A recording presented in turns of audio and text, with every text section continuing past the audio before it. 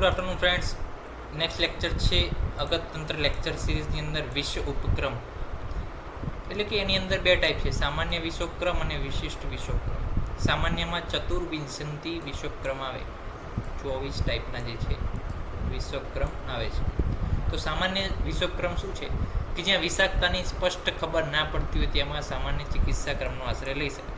એટલે કે બેઝિક વસ્તુઓનો આપણે એક કોન્સેપ્ટ છે એને સામાન્ય વિશ્વોપક્રમની અંદર નાખ્યું છે કે જ્યારે પણ નેચર ઓફ પોઈઝન અથવા પોઈઝનિંગનું કોઈ પણ એવું ફેક્ટર સર્ટેન ના હોય ત્યારે આપણે આ જે છે જનરલ ટ્રીટમેન્ટ જે પ્રોટોકોલ કહેવાય એને સામાન્ય વિશ્વોપક્રમ કહેવાય.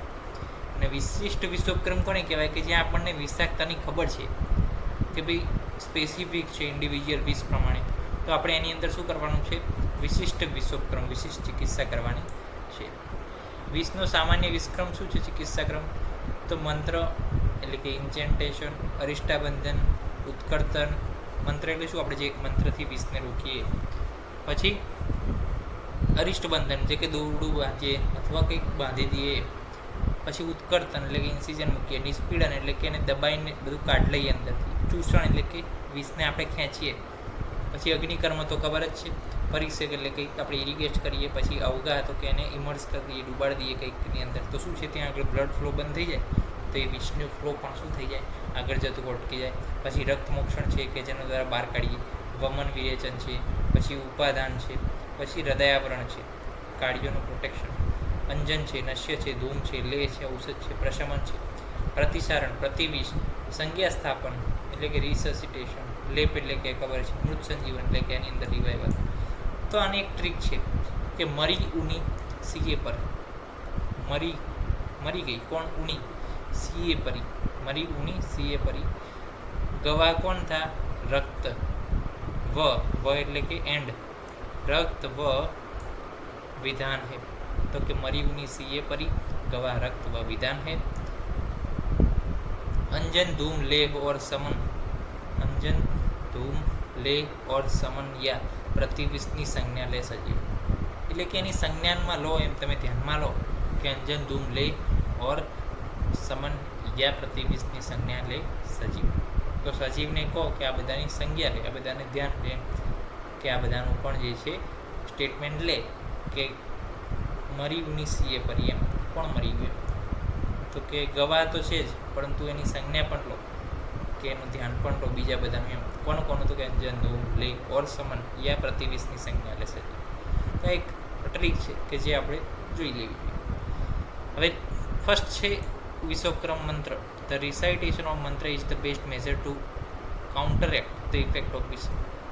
એટલા માટે પહેલો એની અંદર એડ કરે છે મંત્રસ્ય વિષય હરેશુ શ્રેષ્ઠત્વાદને અભિધાન. એટલે કે એને શ્રેષ્ઠતા ક્રમમાં ફર્સ્ટ આપ્યું છે.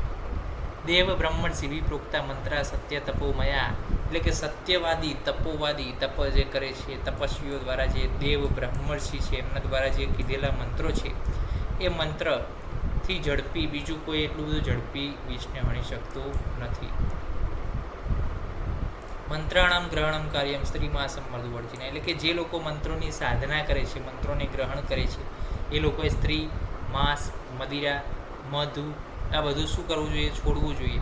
મિતાહારેણમ એટલે કે અલ્પાહાર કરવો જોઈએ. સૂચિનામ કુશાસ્તરણ સાયના એટલે કે સ્વચ્છ પવિત્ર જીવન જીવવું જોઈએ. અને શેની ઉપર ઊંઘવું જોઈએ, કુશાના આસન એટલે કે ઘાસનું જે આસન છે આગળ જે છે સૂવું જોઈએ એમને. તો એક સાદું જીવન એમને જીવવાનું છે, જે છે કે જે લોકો મંત્રોની સાધના કરે છે, મંત્રોને ગ્રહણ કરે છે લોકો. તો one should worship the God with offering the ગંધ માલ્યા બલિ જપ એન્ડ હોમ, કે જે મંત્રોને ગ્રહણ કરે છે.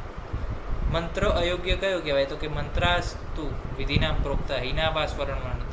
એટલે કે મંત્ર કે જે શું છે, હીન એટલે કે નાનો છે, અથવા તો સ્વર જે છે એનો કેવો છે, ઓછો છે, એનો સ્વર ઓછો છે એવો મંત્ર.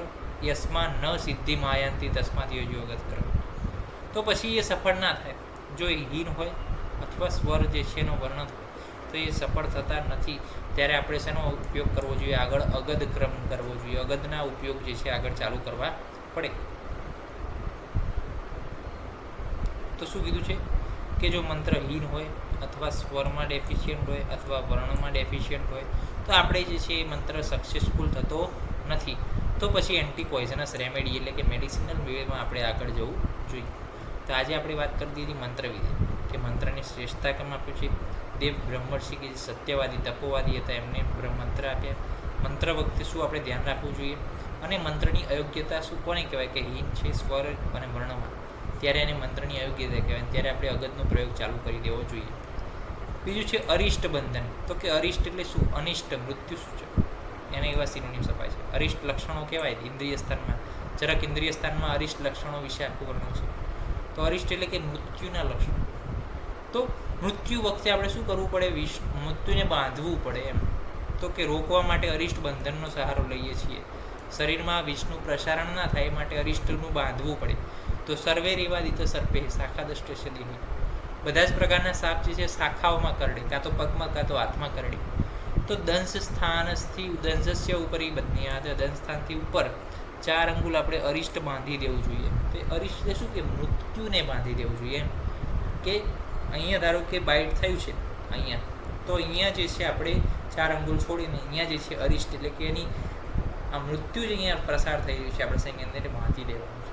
તો એ આગળ ફેલાશે નહીં, એ વિષને આપણે બાંધી દેવાનું છે. તો એને અરિષ્ટ બંધન કહેવાય. શેનાથી બાંધવાનું, પ્લોથ એટલે કે કપડાથી, ચર્માંત એટલે કે ચામડાથી, વલ્ક એટલે કે વૃક્ષની છાલથી, મૃદુના અન્યતમે અથવા કોઈ પણ કોમળ એવી વસ્તુ કે જે શરીરને વાગે નહીં, અને એના કારણે વિષ આગળ જતું નથી અને દેહમાં બીજે ક્યાંય ફેલાતું નથી.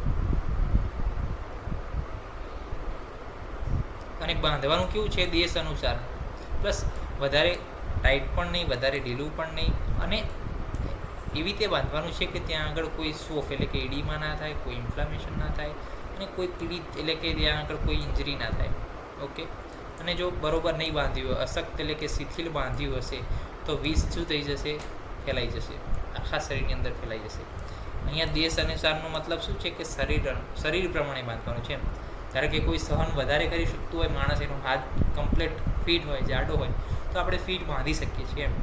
પરંતુ ના હતી ગાઢ ના હતી શ્લથ હિતમ, અને કોઈ પ્રકારનું કોમ્પ્લિકેશન ઉત્પન્ન ના થાય એ પ્રમાણે બાંધવાનું છે. નેક્સ્ટ આપણે ક્રમ જોઈએ ઉત્કર્તન. તો તરુરીવ મૂલચ્છેદ. જેવી રીતે વૃક્ષને મૂળમાંથી કાપી દઈએ તો શું થાય, વૃક્ષનો નાશ થાય. તેવી જ રીતે વિષ જે છે ફેલાતું હોય, બરાબર છે, જ્યાં આગળ દંશ સ્થાન હોય તેને કાપી દઈએ આપણે તો શું થાય, આગળ ફેલાય નહીં, તો એ ગ્રોથ ના થાય, સ્પ્રેડ ના થાય. તો પછી એ જે છે એ ભાગ આપણે શું કરવાનો, એક્સરસાઇઝ કરી દેવાનો, કાપી નાખવાનો. એને ઉત્કર્તન કહેવાય. નિષ્પીડન. નિષ્પીડન શું છે, તો કે દબાવવાનું વસ્તુ છે, કે જ્યાં આગળ દંશ થયો છે એને આપણે ચીરીને થોડું આજુબાજુથી થોડું દબાઈને બધું રક્ત જે હોય દૂષિત એને બહાર કાઢી દેવાનું. એટલે શું થાય, બહાર કાઢી દઈએ એટલે એ વિષ જે છે આગળ ના ફેલાય. દંશ મર્મ અથવા સંધિગત હોય તો શું થાય, બીજનાશ અને આપણે નિષ્પીડન કરી દઈએ. મર્મ અથવા સંધિગત ના હોય ઓકે, તો પછી આપણે શું કરવાનું, the bite at marma and joint should not be subject nishpidan, એવું બધું છે. નિષ્પીડ્ય છે ઉદ્ધરે દંશમ મર્મિગંધ, ન જાય તે વિશે વેગ. ઓકે, તો ત્યાં આગળ જે છે કરવાનું નથી નિષ્પીડન મર્મ અને સંધિઓમાં. તો હવે શું કરવાનું, વિષ વેગને અરેસ્ટ કરવા માટે આપણે એને નિષ્પીડન કરીએ એટલે શું થાય, દબાઈએ એટલે બહાર નીકળી જાય. તો બીજ નાશ, જે રીતે વિષનો નાશ થાય તો પછી અંકુરણ ના થાય, તેવી જ રીતે વિષ નાશ થાય તો પછી વિષ આગળ ફેલાય નહીં. તો નિષ્પીડન જો મર્મમાં કરવામાં આવે તો મૃત્યુ થાય, અને સંધિમાં કરીએ તો વિકલાંગ થાય. એટલે આ બેમાં તો નિષ્પીડન ક્યારેય પણ કરવાનું છે નહીં. ચૂષણ એ કર્મ આપણે જોઈશું નેક્સ્ટ લેક્ચરની અંદર. ત્યાં સુધી રજા આપશો. જય હિન્દ, જય ભારત, જય આયુર્વેદ, જય ધન્વંતરી.